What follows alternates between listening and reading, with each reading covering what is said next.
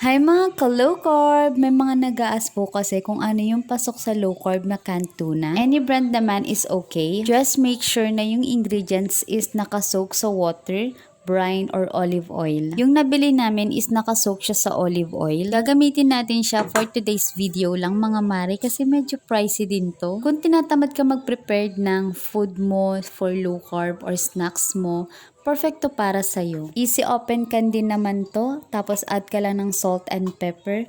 Tapos pwede mo na siya i-partner sa lettuce or cucumber mo para magiging tuna salad, ganun. Ayan, na-drain ko na yung olive oil niya.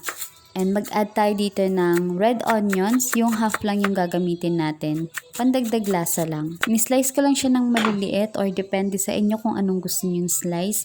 Hinalo ko na siya sa tuna. And nag-add pa ako dyan ng salt and pepper. Naglagay rin pala ako dyan ng Dijon mustard. Hindi ko pala napakita sa video.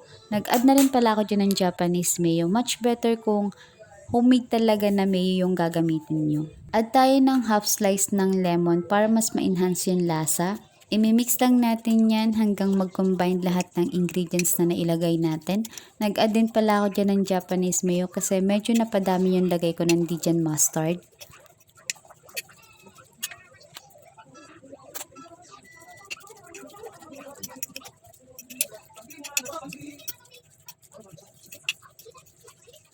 Ito na yung tuna natin. Set aside muna natin yan. And dito mag-slice tayo ng bell pepper. Dito ko ipo-partner yung tuna na ginawa natin.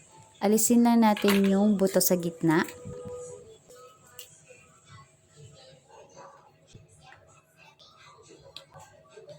Partneran din natin siya ng cucumber kasi masarap din to sa tuna.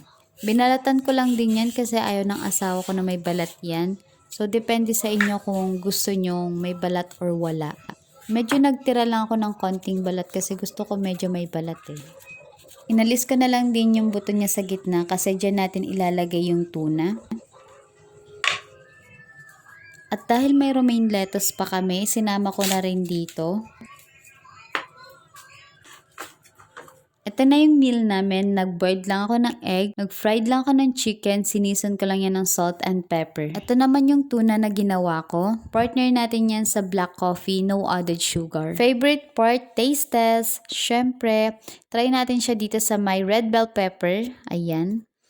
Try nyo itong mga mare, sobrang sarap niya. Perfect din ng combination. And syempre, itry na rin natin siya dito sa may cucumber. Grabe, ang perfect din ng combination nito ha. Try nyo itong mga mare. Kung pagpipiliin ako, cucumber or bell pepper, I'll go with cucumber sa gantong setup. Ang sarap. So yun lang, stay healthy, stay low carb. Bye!